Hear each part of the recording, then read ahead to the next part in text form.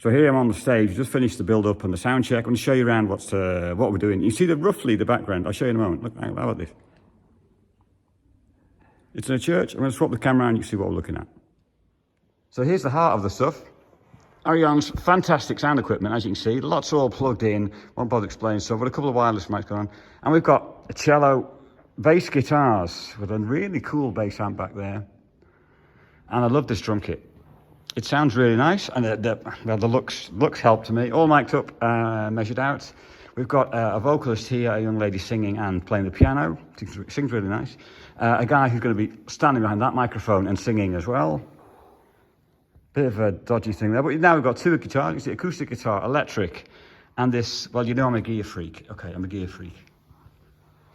So you can get an idea what's going to be the sound out of it. A lot of nice sound out of this. And then here, behind this microphone, you can't see it. Where's it gone? Where's it gone? No, it's not here. It's moved. There's a violin. We're going to skip that bit out and record that properly with a page turner. Everyone needs a page turner. And this is the room we're in. So this is what Arjan's going to do in the main mixing, on the mixing desk and on the laptop. And we're recording multi-track onto a laptop as well to get the idea of the sound.